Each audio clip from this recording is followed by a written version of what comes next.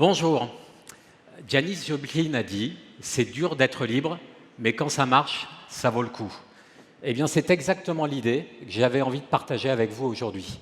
Je suis entrepreneur depuis maintenant plus de 25 ans et je continue de l'être. Je pense avoir gagné ma liberté grâce au fait d'être entrepreneur. Et aujourd'hui, j'ai la chance de faire exactement ce dont je rêvais.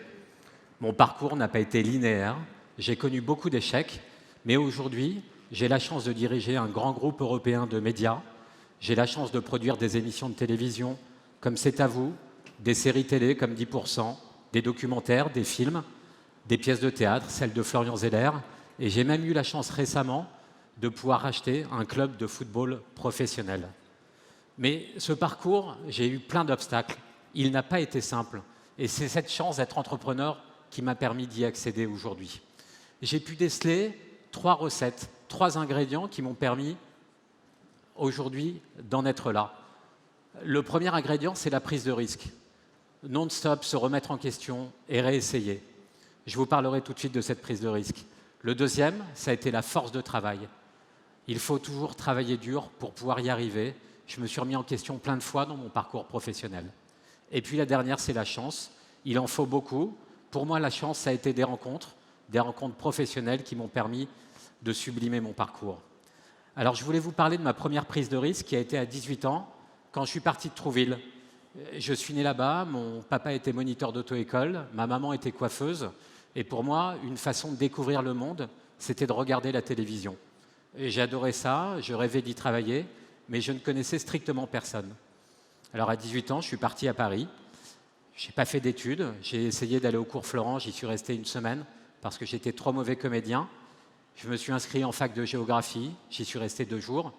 Et j'ai donc dû faire des stages en télé parce que c'est ce que j'aimais le plus. J'ai démarré chez AB Productions, l'usine à sitcom des années 90. Ils produisaient Hélène et les garçons ou des séries comme ça. Pendant que les vedettes étaient devant la caméra, moi j'étais derrière. J'ai essayé d'apprendre à peu près tous les métiers. Je portais des cafés, j'ai livré des cassettes, j'ai observé. J'ai multiplié les stages pendant 2 ans. Plusieurs fois, mes amis, ma famille me disaient « mais tu devrais t'arrêter maintenant, tu n'y arriveras pas, reviens à Trouville et trouve un vrai métier ». Mais j'avais ça au fond de moi, je voulais réussir.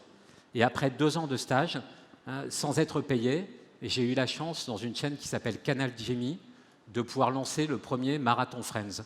L'idée était simple, c'était de diffuser toute une saison de la série Friends, les épisodes les uns après les autres pendant toute une nuit. À l'heure des plateformes, on appelle ça le binge watching. Ça paraît totalement normal. À l'époque, ça l'était un peu moins. Il y a eu un tout petit article dans le journal du dimanche qui a permis à Canal+ de me donner mon premier contrat. J'ai eu mon premier salaire et je pouvais enfin vivre de ce qui me faisait rêver. 3 ans plus tard, à Canal+, j'ai fait un autre pari, j'ai pris un autre risque, celui de quitter une très grande entreprise pour créer la mienne. J'avais envie de monter ma société de production, alors je suis parti. On m'a prêté un bureau dans un petit parking. Je passais des coups de fil aux patrons de chaîne, les uns après les autres.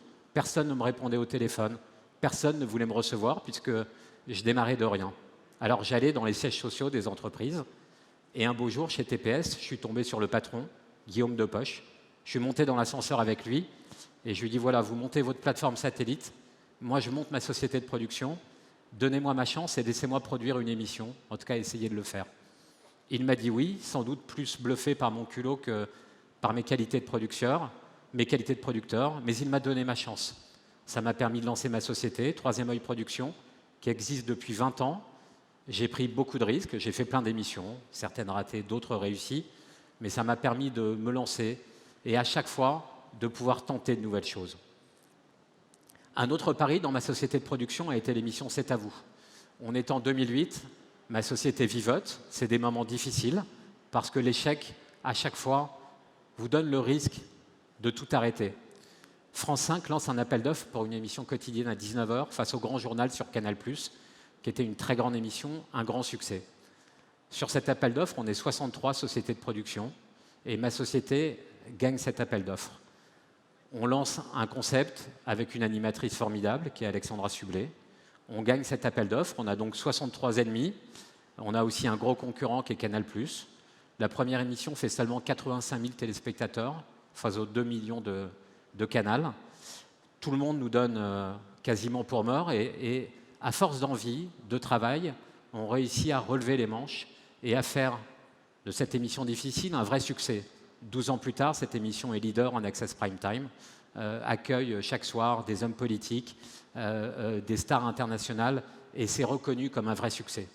Et ce vrai succès m'a permis un autre pari, c'était de dire non à des grosses sociétés qui voulaient racheter la mienne.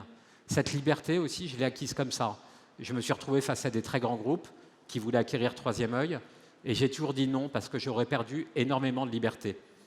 De temps en temps, j'ai dit non tardivement, au moment du signing, où je suis parti, j'ai tourné le dos alors qu'on était dans des grands bureaux d'avocats pour pouvoir signer. Mais ma liberté, j'ai fini de l'acquérir grâce à deux personnages, Xavier Niel et Mathieu Pigasse, qui il y a maintenant 5 ans m'ont donné ma chance. On a eu un rendez-vous, je les connaissais à peine, et ils me disent « On va lancer un nouveau véhicule financier qui s'appelle un SPAC. Ça n'a jamais été fait en France, mais on aimerait que tu sois avec nous dedans. » Je leur ai dit « Ok ». Le lendemain, je me suis retrouvé chez JP Morgan, une grande banque. Autour de la table, il y avait 40 conseils, des banquiers et des avocats. Ils se sont tournés vers moi pour me demander mon plan. Je leur ai dit « J'en ai aucun. Et pire que tout, je ne parle ni anglais et je ne connais rien à la finance. » Mais j'avais au fond de moi cette soif de réussite et cette liberté qui m'a permis de dire oui. Je suis parti à New York avec eux en roadshow. C'était terrible, je suis resté là-bas pour apprendre l'anglais, apprendre la finance. 5 ans plus tard, Media One a levé 250 millions d'euros, est devenu un leader européen du contenu. On a racheté le groupe AB, là où je portais les cafés. Et aujourd'hui, pour reprendre cette liberté, on a même lancé une OPA sur notre propre groupe il y a quelques mois, grâce à la BPI et grâce à d'autres partenaires. Donc aujourd'hui, si je suis arrivé, chaque entrepreneur peut aussi y arriver. N'oubliez pas que la liberté, c'est ce qu'il y a de plus important à travers des rencontres, les miennes, et à travers celles que vous pourrez faire. Merci beaucoup de votre attention.